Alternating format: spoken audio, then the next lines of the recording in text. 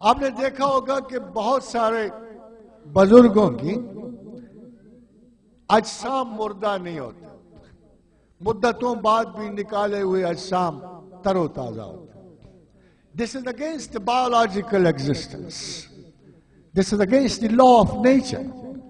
Within 48 hours, the bodies must decay.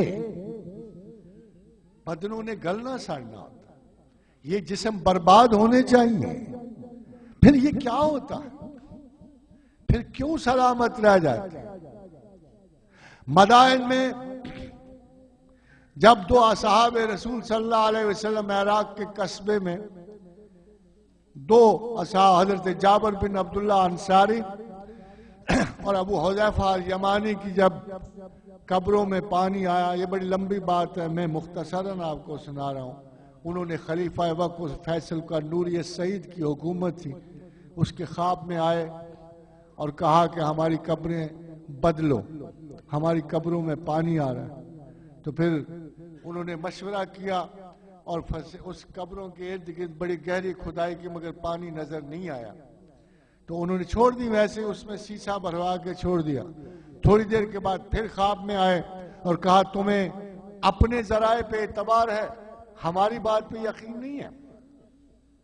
تو پھر انہوں نے دوبارہ جب کھدائی کی تو and centre of the graves میں حضرت ابو حذیفہ کی قبر تک پانی پہنچ چکا تھا اور ان کی متاثر ہونے والی تھی. اب مسئلہ یہ پیدا ہو گیا کہ ان کو اگر ہم باہر نکالیں گے تو دوبارہ نماز جنازہ پڑھی جائے گی.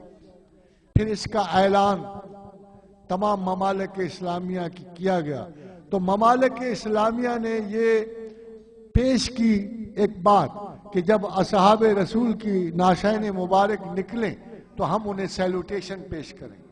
تو تمام مسلم ممالک نے اپنے نمائندے، ٹرکش گورنمنٹ نے گارڈ بھیجی کہ وہ قبریں نکالیں گے، وہ لاشیں نکالیں گے حضرت اصحاب کی.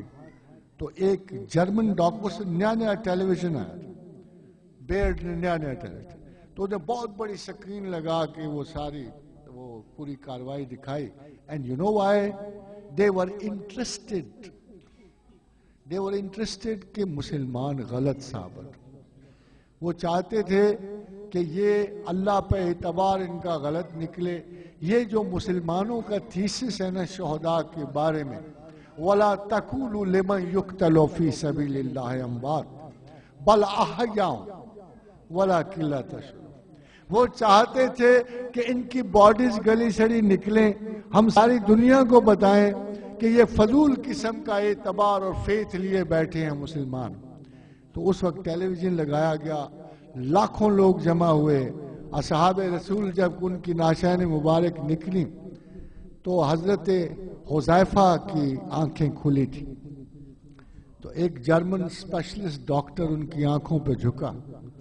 جب ان آنکھوں میں جھانکا تو اس نے یہ جملہ بولا کہ by God these are not the eyes of a dead man. تو اس نے جو کہ اتنی شائن ہے، اتنی چمک ہے، اتنی روشنی ہے ان میں کہ یہ کسی مردہ انسان کی آنکھیں نہیں ہوتی. یہ ایک تاریخی واقعہ ہے جس کے بعد عراق کے بے شمار یہودیوں نے اسلام قبول کیا اور بڑی دور سے ہمارے ملک سے بھی ایک بیگم عثمان حیدر نمائندگی کے لیے گئی تھی. یہ واقعہ پھر انہوں نے انڈیا میں خود اپنے قلم سے لکھ کے پوری شہادت کے ساتھ اس کو قلم بند کیا. خواتین و حضرات، وہ لاشیں کیوں نہیں گلتی؟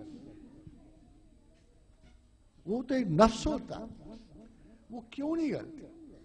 دیکھیے پروردگار کتنا مہربان ہے، کتنا دوست ہے ان دوستوں کا کہ جن کے بدنوں نے اپنی عقول کے مطابق، خدا کی دی ہوئی رہنمائی کے مطابق، اللہ کے کرم کے مطابق اپنے معاملات زندگی کو سنوارے رکھا، اور جنہوں نے اپنے ابدان کو اس جبلت کا شکار نہ ہونے دیا، ہوا و ہوس کا شکار نہ ہونے دیا، تمرد اور تکبر کا شکار نہ ہونے دیا، جانورانہ خصلتوں سے دور رکھا.